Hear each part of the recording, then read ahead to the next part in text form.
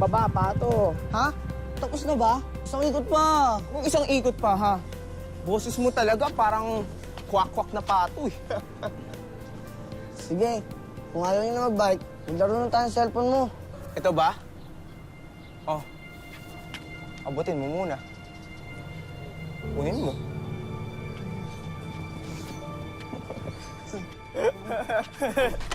Abutin mo! Abutin mo! Oh, yun na, ano? Alingin na! Tropa daw! Tropa daw! Tropa naman tayo, bro. Tropa mo mukha mo! Tropa! Ayan, tropa mo mukha mo! Grabe ka naman sa akin. Abutin mo! Uy! Uy! Ah! Adrian, okay ka lang ba? Kung gusto mo, tawagin na namin ang nanay mo. Wag! Hindi. Hindi, kaya ko pa. Sigurado ka? Oo, okay lang ako. Ang kulit mo kasi. Yan tuloy. Pigit tayo nito, kuya. Hindi natin kasalanan yan, ha?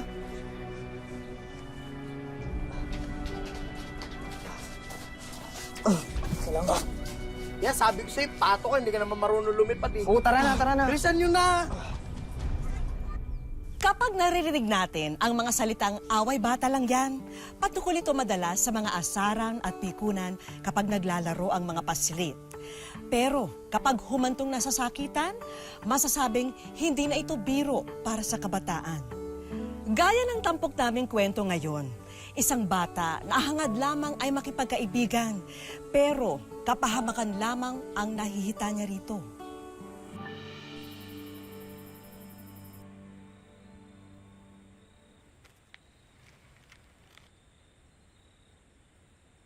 Hoy, Adrian. Ay, nabilitaan ko na yung paglaruan na naman kila Jeremy at Marco. Kuya, ano yung ngayon? May marinig na lang tayong nanay eh. Mas mabuti nga yun eh. Yung mapagalitan ka ng gusto. Ilang beses ka na sinabi na umiwas sa kanila, di ba? Kalaro ko rin dati yung magkapatid na yun. Alam mo ba kung ilang beses na kami muntik mapahamak dahil sa kanila? Wala naman kasi ako ibang kaibigan eh. Hindi mo naman kasi ako parehas na normal. Kaibigan ba yung tinutukso ka lagi? Pinaperong ka nga ng mga gadgets nila. Kung ano-ano naman pinapagawa sa'yo. Paano mo nalaman yun? Marami nagsusumbong sa akin sa ginagawa sa'yo. Humanap ka na ng iba mong kalaro. Madaling sabihin niyan para sa'yo. Hindi ka naman kasi parehas ko na may diferensya tulad ko. Huwag mo ang drama ng ganyan. Para sa kabutihan mo yung sinasabi namin sa'yo ni nanay. Umiwas ka na sa kanila. Sa susunod, isusumbong na kita kay nanay.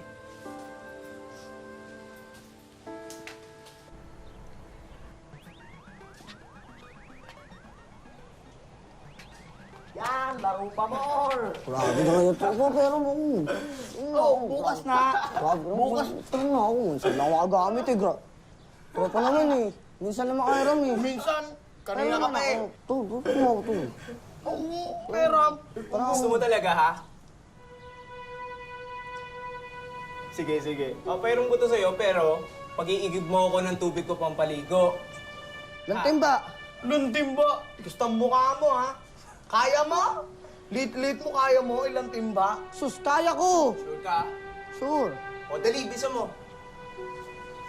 Igib ka, 20 timba.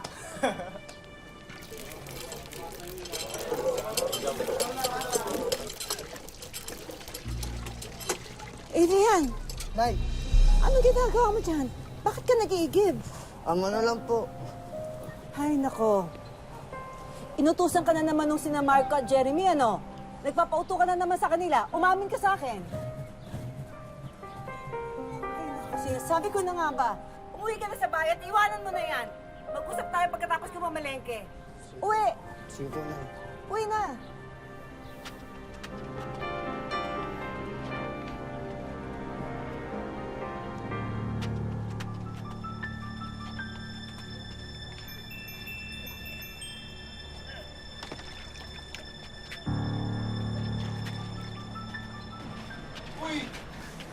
Ang galing! Ayos ah. Tila kasi Mr. Muscle ah. Kaya mo pala mag-igib, ano? Kaya lang, ang tagal mo eh. Ayoko na tuloy maligo. Ay, anong gagawin ko dito sa tubig? Hindi paligo mo!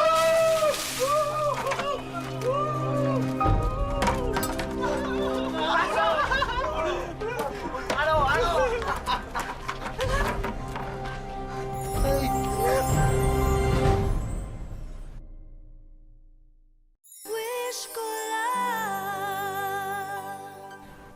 Sabik daw si Adrian na makipagkaibigan.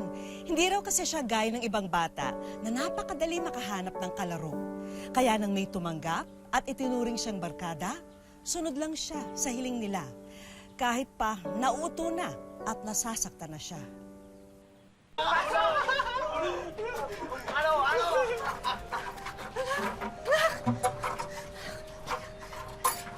Mga walang hiya talaga kayo, magkapatid kayo!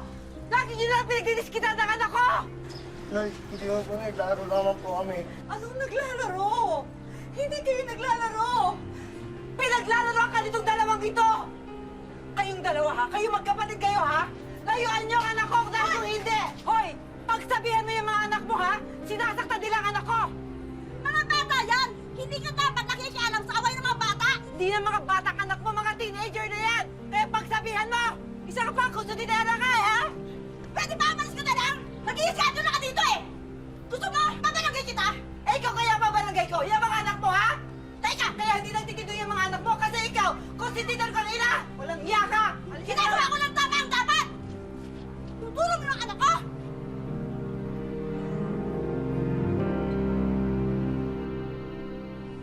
Nakita mo na yung ginawa mo? Ha? Ako na yung nag-eskandalo. Ako na yung nag-trespassing. Ako pa yung papabarangay. Gusto ko lang naman po ng kalaro, Nay. Humanap ka ng ibang kaibigan. Yung hindi ka mamaltratuhin. Yung hindi ka sasaktan. Yung hindi ka tutuksuhin. Ayaw naman po sa akin ng ibang bata eh. Siya lang naman po ang kaibigan ko. Wala na kasing gusto makipagkaibigan sa kanila eh. Kasi lahat ng bata dito, inaaway nila. Alam ko naman po yun, Nay eh. Na walang ibang makikipagkaibigan sa akin. Kasi unano po ako. Di naman sa ganun eh. Nay, huwag na po kayo umiyak. Para naman po sa kanya yung ginagawa natin eh. Alam ko naman yun, anak eh. Hindi ko na mayalis yung masaktan para sa kapatid mo.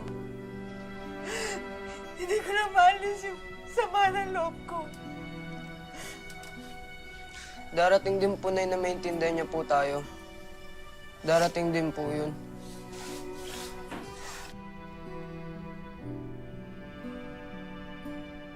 Bato, pick!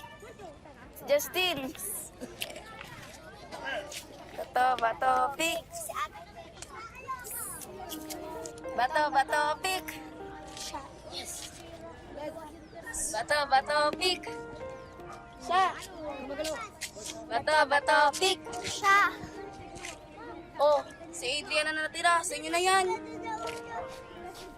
Adrian, hoy, saan ka pupunta? Ato, liga nga rito. Uy. Laro nga tayo ng bola. Ha? Isa naman di kasali ng mga yon. Kaya na pa ako rin eh. Wala akong kwenta yung laro na yun. Bato-bato, api. Papala mo doon. Teka na nga. Wakakanta ka doon.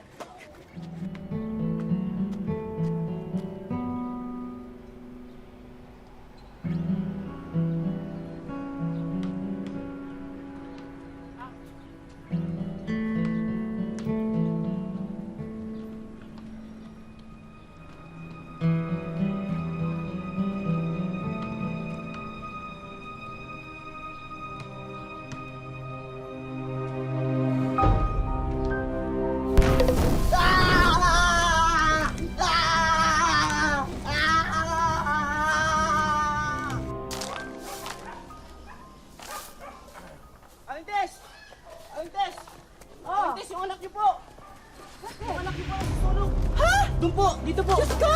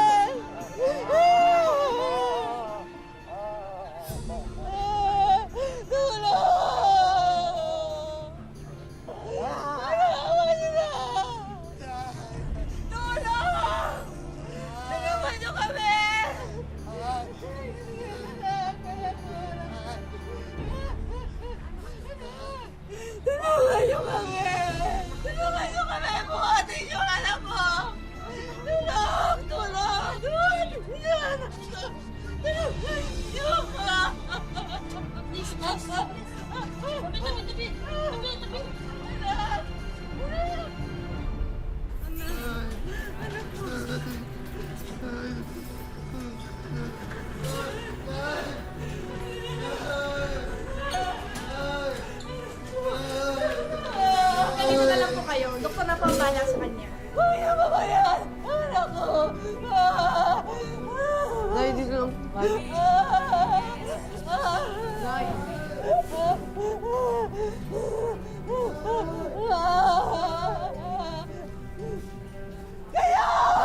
Kaya kumuha na sana ko! Pinulong siya anak ko! Kasalanan nito, magbabayad niya! Wala kayong awa! Wala kayong awa! Tingnan niyo, anak ko! Tingnan niyo! Hindi na kayo naawa! Hindi na kayo naawa! Ang kakapal na mga mukha niyo! Umalis kayo dito! Nabayas kayo! Umalis kayo!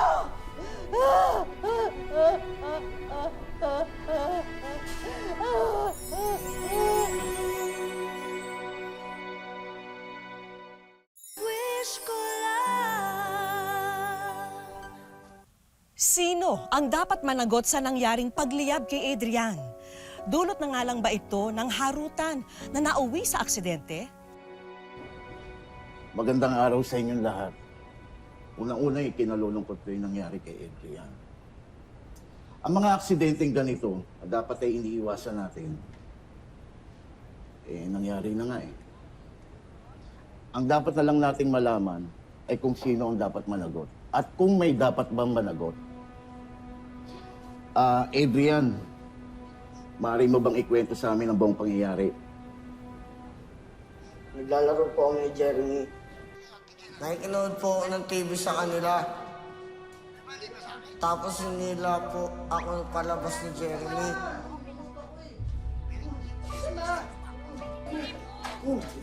Huwag mo muna yan. Ka nga dito.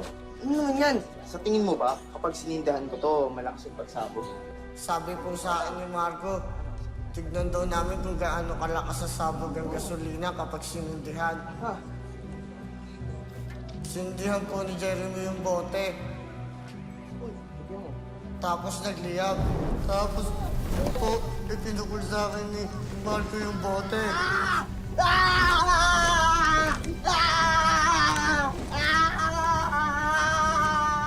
Sobrang sakit po. Parang titusok po ng buong karayong aking katawan. Sobrang init. Hindi totoo yan, Kap! Pinalalabas mo bang sinungaling ang anak ko? Pagkatapos sunugin itong mga anak mo, ang anak ko, palalabasin mo pa siyang sinungaling? Ang kapal talaga ng mukha mo. Sandali lang po. Sandali lang. Kaya nga tayo nandito para alamin natin yung totoong nangyari. Ngayon, ano ba ang totoong nangyari ayon sa mga anak nyo? Marco, sabihin mo kung ano yung totoong nangyari. Bale, inaayos ko po yung tumutulo. Pinalitan ko po yung gasolina. Tapos, nilagay ko sa bote yung lumang gasolina.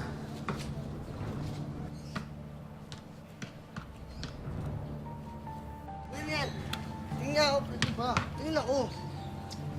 Hindi yan pinaglalaroan ha. Kaso po, kinuha ni Adrian yung gasolina eh. Sabi ko, huwag niyang paglalaroan. Laruan! Bakit umapoy ba to? Oo! Testing natin. Ano? Tila ka ano? Ano ka ba? Mayo ka? Ano gagawin yan? May tilata nga, huwag mo sindihan yan! Uy! Pero pinaglaruan pa rin po niya.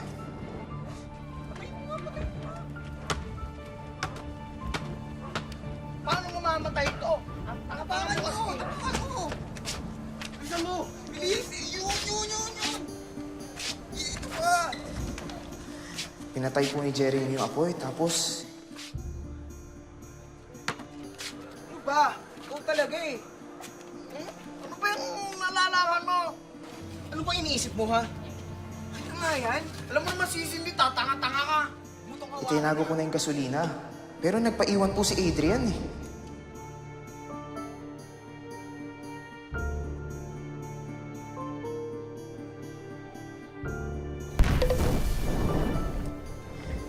May sumabog po, kaya lumabas uli kami.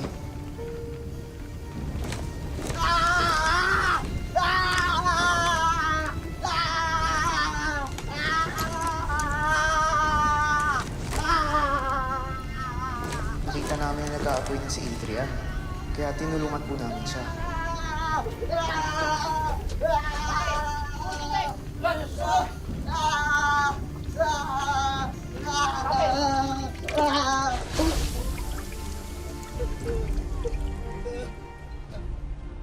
Nagsampa na ng reklamo si Aling Tess hinggil sa sinapit ng anak na si Adrian.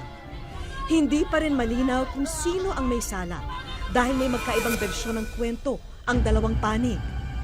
Nasa prosecutor's office pa rin ang kaso sa ngayon. Siya si Adrian dahil sa kanyang kondisyon na kung tawagin ay dwarfism, sa edad niyang 12 ay halos 3 talampakan lamang ang kanyang taas. Lagi po ako nila nilaloko at saka po binubuli.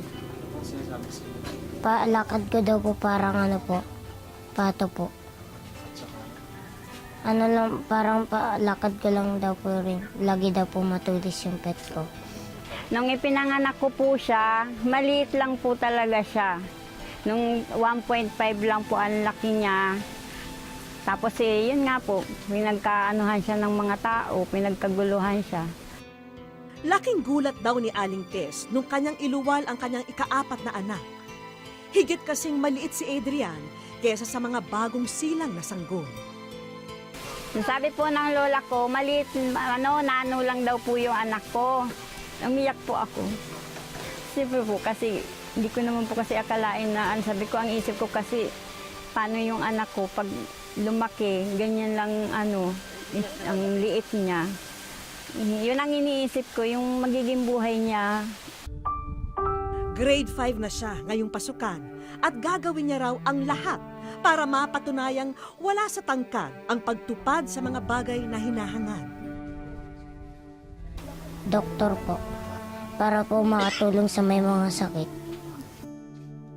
Tanggap na naman ni Adrian ang kanyang sitwasyon, pero malungkot man sabihin, ang lipunan natin hindi pa rin handa sa mga kagaya niyang naiiba. Enero ng taong ito nang masunog si Adrian habang nakikipaglaro sa mga itinuring niyang kaibigan. Yung ulo ko lang po yung umapoy. Tapos po, linusan po nila ako ulit ng tubig, tapos yun lalong sumilab po. Sobrang init po at masakit po yung pakiramdam ko. Nagliyab ang katawan ni Adrian at kasabay na tinupok ng naturang apoy ang natitira niyang kumpiyansa sa sarili at tiwala sa iba. Naiisip ko po na tama pala po yung sinasabi ni mama sa akin na wag daw po ako pumunta doon. Dahil po para di po nila ako laging saktan. Dahil nung nagharap nga kami, sabi ko, bayaran yung man ako, ibalik nyo sa akin yung ginastos ko. Pero yung itsura ng anak ko, di nyo na maibabalik sa dati. Kung dati pato o unano, nadagdagan pa ngayon ang pang-aalaskang natatanggap ng pobreng si Adrian. Kasi naawa ko sa kanya. Kasi iniisip ko paano paglaki niya, lalo na sa eskwelahan, binubuli siya, kay supato daw. Lalo na ngayon, yung itsura niya. Sa ngayon, naghilom na ang mga paso at sugat na tinamo ni Adrian. Subalit, tuloy-tuloy pa rin ang gastusin ni na Aling Tess dahil sa nangyaring kamalasan sa kanyang anak. Yung mga pamili ng gamot, kasi may pa siya may isa psychologist pa po siya. Iti-therapy pa po.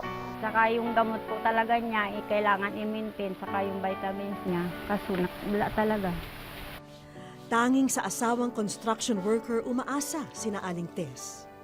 Kung may mapagkakakitaan lamang daw siya, malaking ayuda sana ito para sa tuluyang pagpapagaling ni Adrian.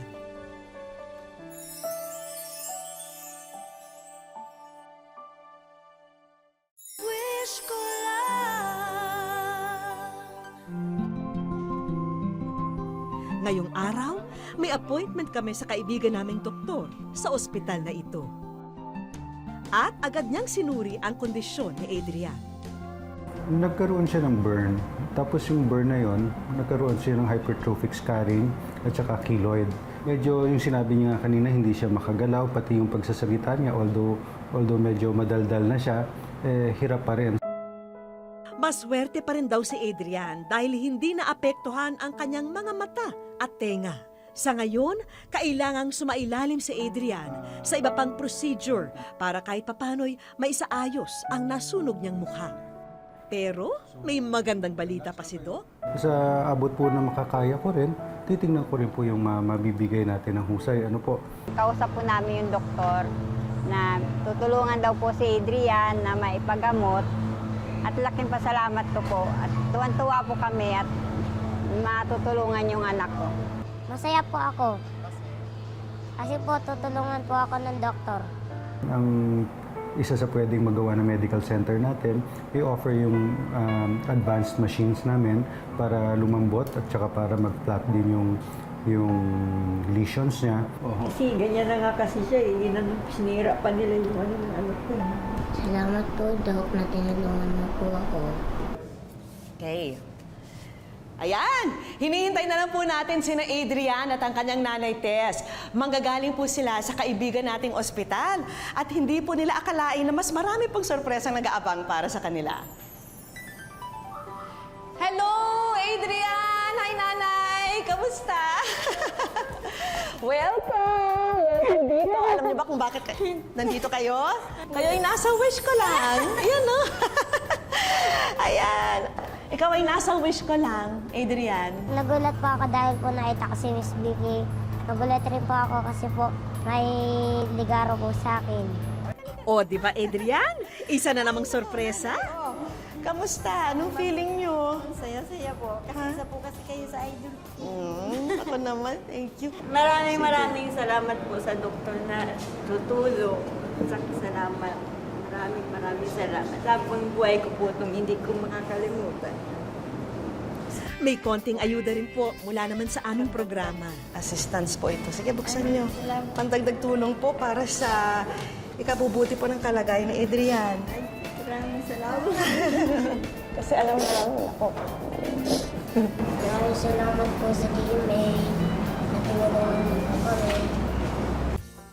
At alam mo ba, yung lahat ng nakikita mo dyan, para sa'yo yan. Try mo. Kaagad sinubukan ni Adrian ang basketball. Excited din si Adrian na subukan ang kiddie scooter. Agad na sinuot ni Adrian ang kanyang bagong sapatos. Bagay model na nga. Bagay Okay Okay. May mga bagong pamporma na rin ang ating little bida. Ganda naman. Pak na pak. Galing naman. Sakto. Kaya maraming salamat. Kasi tagal na siya nagpapabili sa akin ng pantalon, yung jogger.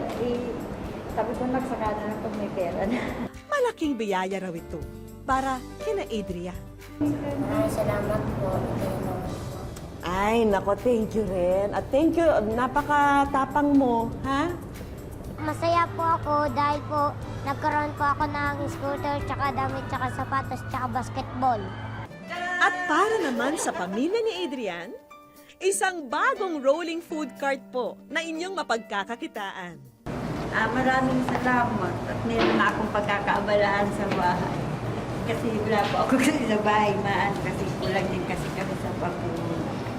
Maraming salamat po sa Wismula. Pagbibida naman ni Adrian, aba itutulungan niya raw sa pagtitinda ang kanyang nanay. Okay ba, bro? Ha? At bago matapos ang napakasayang araw na ito, dinala pa namin sila sa pasyalan ito. Bihira raw makapunta si Adrian sa ganito, kaya sinulit niya ng gusto ang pagdayo rito. Lahat ng ito, mga karanasang bago para kay Adrian. Natiyak, babaunin niya panghabang buhay.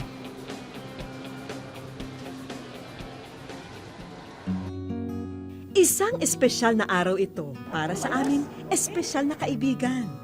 Natutuwa kaming makakilala ng tulad ni Adrian na sa kabila ng kakulangan at kahirapan ay nananatiling kumakapit sa pangako ng pag-asa.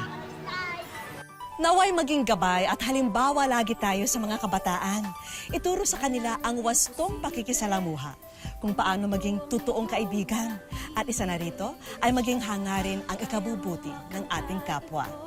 Maraming salamat po sa inyong pagsubaybay. Ako po si Vicky Morales at ito po ang Wish Ko Lang. Naghihintay sa'yo